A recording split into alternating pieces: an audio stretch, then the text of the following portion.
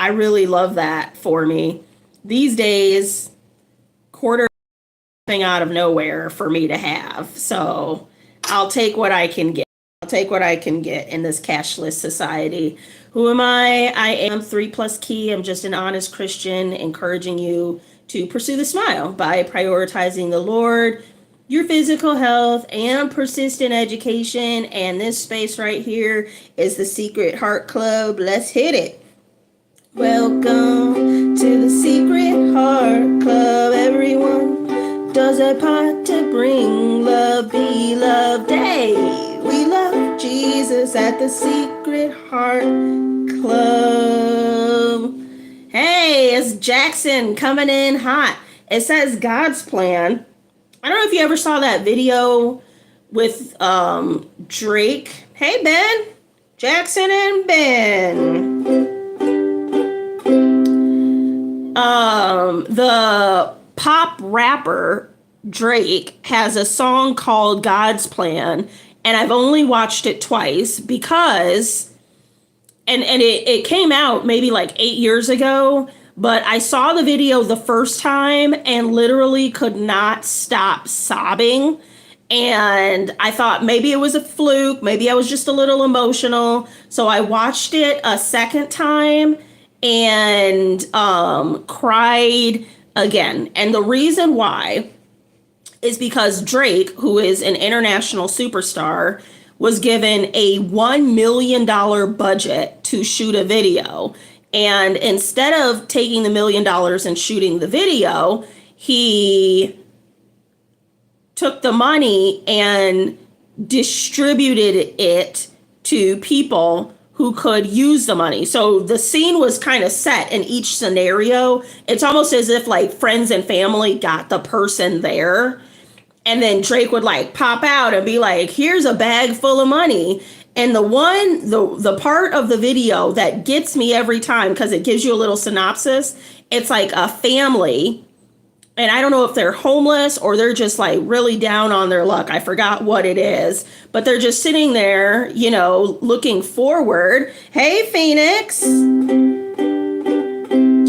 And Drake comes out of nowhere and hands them a ton of money, and they're crying. And what really got me was that the teenage son is wiping away tears. And so if you know anything about teenage boys, they're not much for the crying, and especially maybe crying in public and then crying on camera and that kind of thing. So for me, it really hit me in the feels. And I just wonder with that in the song, actually, I got rid of the lyrics. I pulled up the lyrics to look at them, and what Drake is saying, right, is like, my success is God's plan. And we all have a plan that is set out for us, but it can get a little,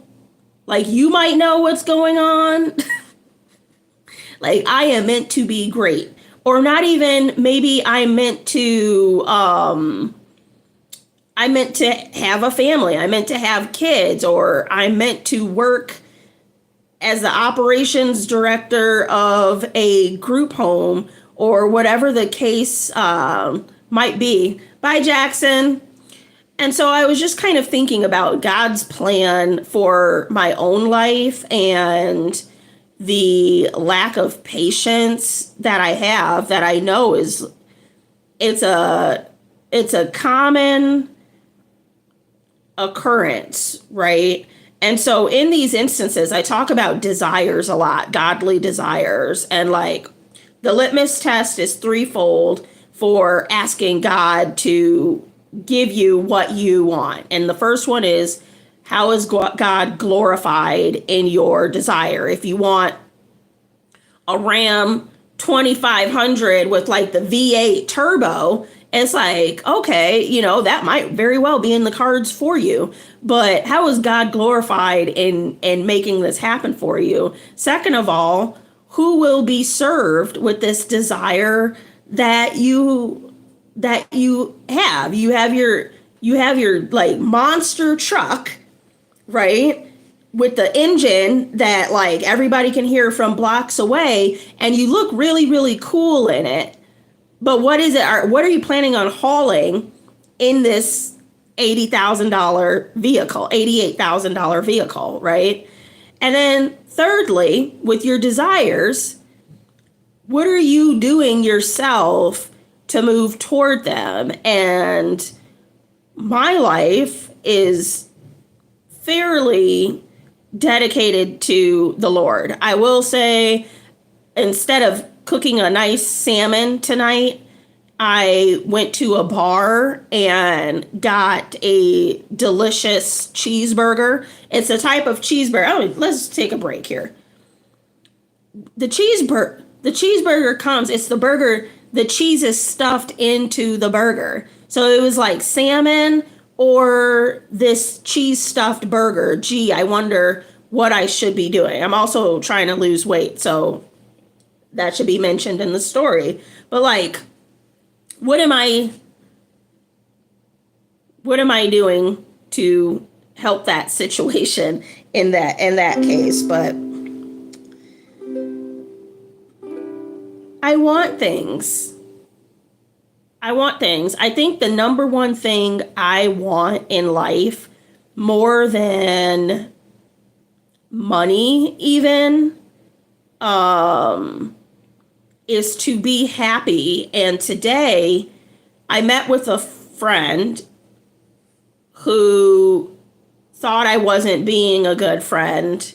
And I had to explain, like, I've been satty pants for like a very, very long time. And so I say that to say, like, what I want is to be happy, is to like be in a good mood so that I can better serve the people around me. And I wonder like how that, like God's plan for us includes joy. And so it might seem then that there would be a reason why I would be satty pants in the first place. The Lord is sovereign, right? The Lord is in control. So if we're going through something, then we're meant to be demonstrating patience while we're going through it. You could be broke right now. Anybody who's watching this, you could be down in the dumps, broke, or just lost your job or whatever.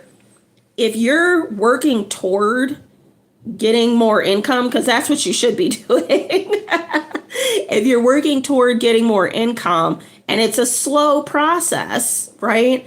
There's patience in that. But if you're working on a business, for instance, or me, I'm working on this YouTube channel, as long as I'm moving toward it, then we're in a point of patience. And you have to ask yourself, what am I supposed to be learning in this season of wait? What is God's plan for me in this season of wait, where clearly I am meant to demonstrate patience?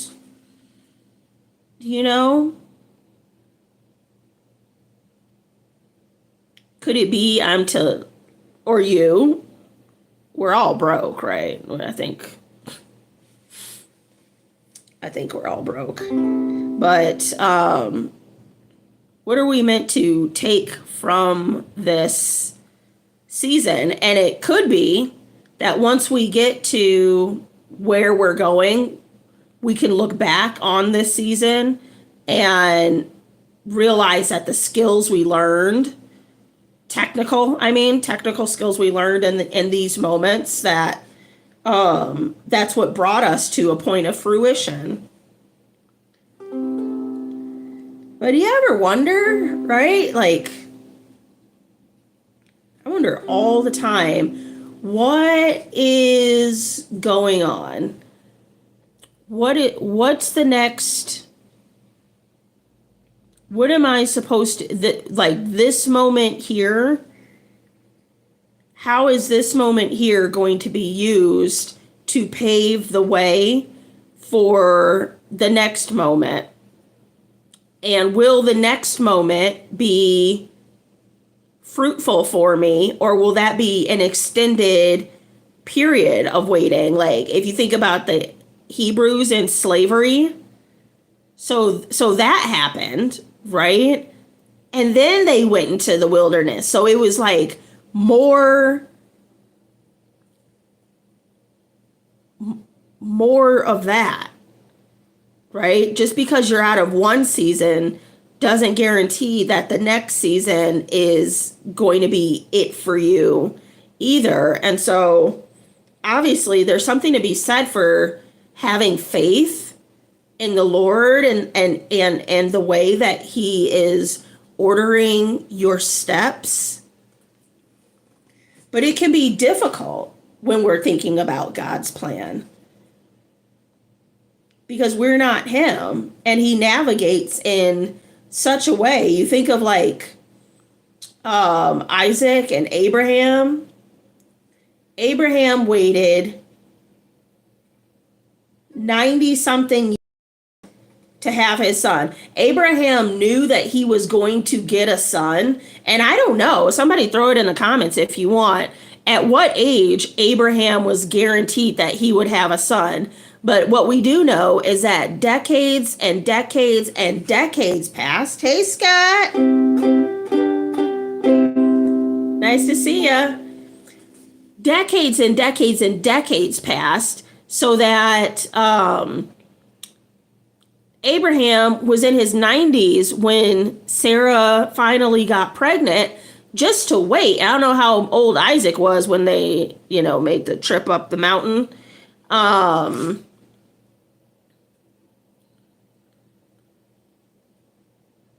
But God said to go do that. Go kill your son. And Abraham, I don't know if they ever say like what he thought about that. We know he was obedient, but was he like, or did he just like hop to? Was his faith so strong that he just was like, come on, Isaac, let's go? Or what was that like? And it took them 3 days. That hike, when they left, they took 2 servants with them. And at some point, Abraham was like, y'all wait here. Me and Isaac are going to go up this mountain. Did Isaac say anything more than like, where's the sacrifice? Do you know what I mean? And so obviously we know the end of that story. Like Abraham was about to get it cracking, and God was like, no, don't actually do that. Abraham was 100 years old. Sarah was 90. Exactly. And so Abraham was obedient. Hey, not Liam. Welcome. So Abraham was obedient, didn't really know why or what was going on. He just didn't question God at all. And so anyway, and him being obedient to the Lord, all of y'all are here.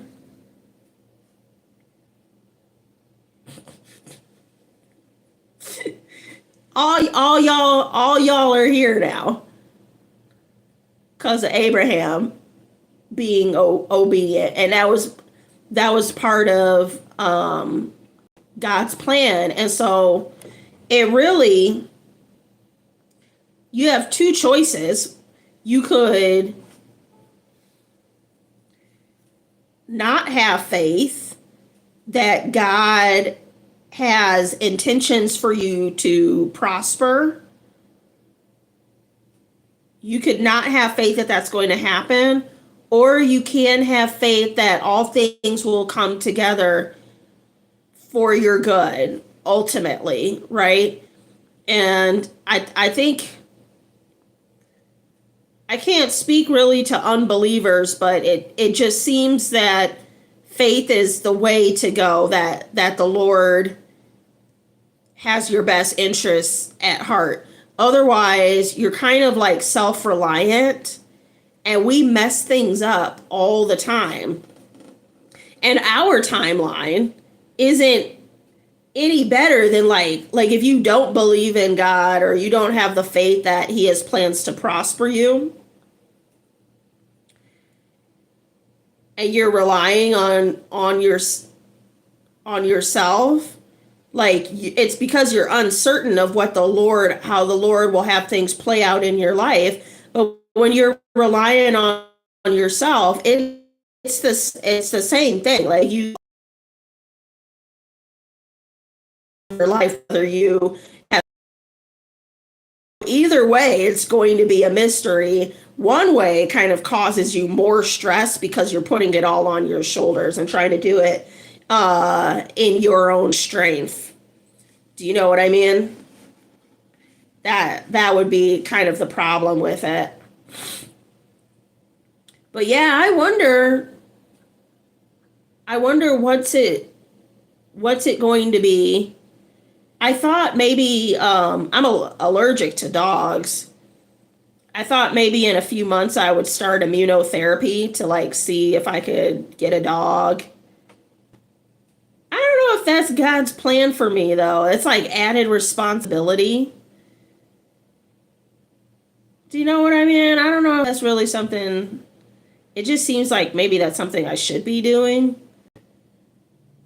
And that's my whole point. I don't know what's going on. Oh, I'll tell you one thing that happened today that I've been talking about for a very long time. I went to church today, which was the first time in about 4 months, if not more than that. And it was a very pleasurable experience. I went in baggy, ripped jeans. That's kind of my thing. I have not a lot, but when I am looking for a church, there's certain things that I look for. Sometimes I wear a dress to church. Sometimes I wear like slacks and like a blouse, with like some platforms or something like that. And I almost never wear jeans to church. However, that would have been just the barrier today. I did not want to get dressed.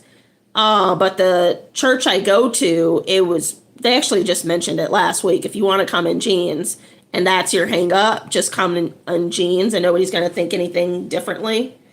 So I went to church in jeans today. And I really appreciated the message. One thing about me, I don't go to concerts. I think studio albums are superior. Don't at me. I think studio albums are the only way to listen to music, and going to live music, it sounds like trash to me, right? And so I say that to say that because I wouldn't go to a live concert, I also would not look at, like I like Taylor Swift. I also did not watch her videos on the Eras tour. I also didn't, you know what I mean? Like, I don't like live music. But when I went to church today, because I always watch the service online, so I watched the service online while drinking protein coffee in my bare feet on my couch, and then maybe I'll wash some dishes, or maybe I'll go do this. Sometimes I go to Costco and listen to the service, minding my own business, right? I forgot when I went to church today, I felt more connected, if for no other reason besides I didn't have anything else to do but watch the pastor. I was undistracted. Hey, Scott. I was undistracted, and I think there is such tremendous value in that, because I don't know how much I'm catching on the sermons when I'm watching them on the video. Now, there is a reason why I don't go to church, and it's more a personal thing. I have like pretty bad sleep, and I do have like I don't know if you would call it like church trauma, but like, anyway, Saturday nights, if I'm like, I'm going to church tomorrow, I just won't sleep. I'll be so anxious about it. I just won't sleep. And then by the time I get to sleep, it's like 5 a.m. And then I oversleep for the service, and it goes like that. So at some point, I said, okay, I'm just not going to go to church. Why don't I just take that stress off of myself? And wouldn't you know, this morning I woke up. I woke up as if I was going to work and went on to the service, and maybe, I don't know what part of God's plan it was that I would go to the service today. Maybe it'll reveal itself, at some point, but I'm glad I did. It was, I wouldn't call it refreshing, but I would say recalibrating. It kind of put me back on the track of like, I'm doing what feels good, doing what I feel like I should be doing. And also, sometimes I do get up for church. I'm just being honest. Sometimes I do get up for church and just don't go. That happens too. Like, I could go, but I am opting out of that experience.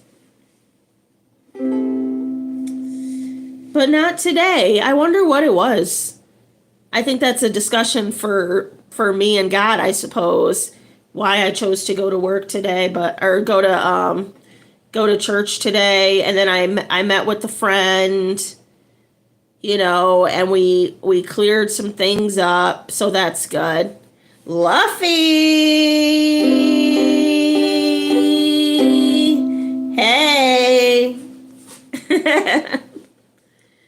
But yeah, I wonder for you guys, what kind of plans? What do you want? What, Luffy? Guess what? What?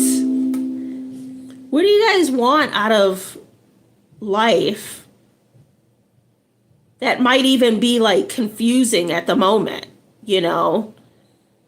I would like to be superhero strong. I donated $100 to church. Hey, there you go. You're better than me. I donated no money to church. I need to get like you, Luffy. I wonder that too with tithing.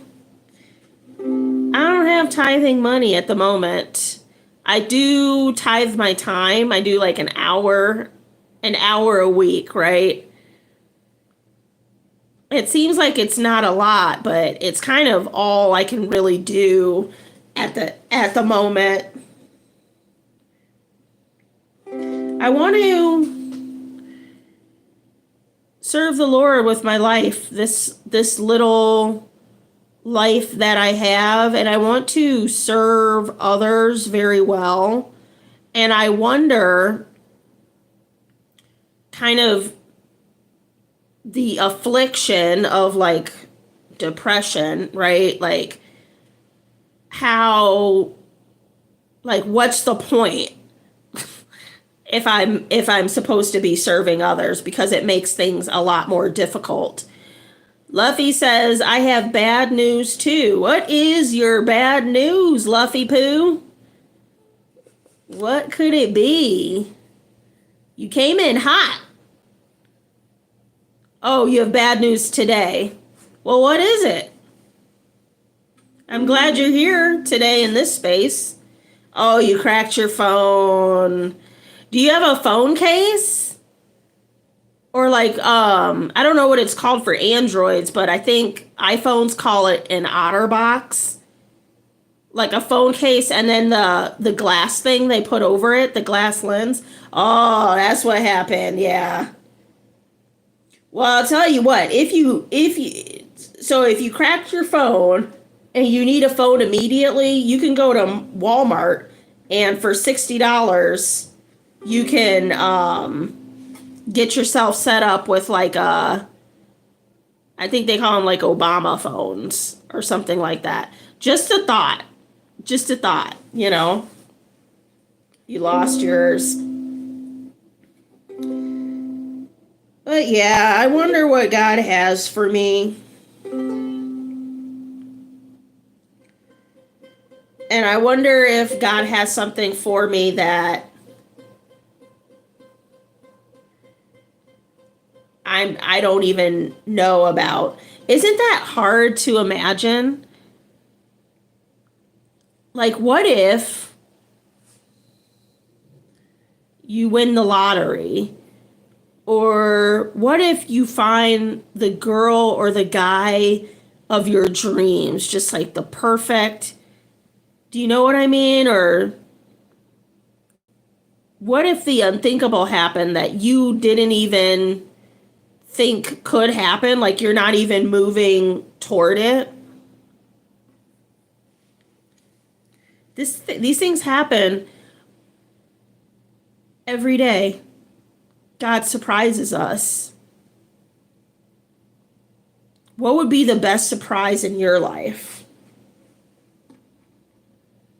Mine would be I don't really laugh anymore. You know what I mean? Like I don't like laugh heartily. I think that would be like the best surprise if that happened. Luffy says one day my dad won $5 million from the lottery. Right. Like that could totally happen. In 1991. You gotta pay to play, I suppose. But listen, I gotta get out of here. Just wanted to talk about the things that God has for us. And then maybe like expect miracles too, right? Anyway, I'm 3PlusKei. I will talk to you guys later.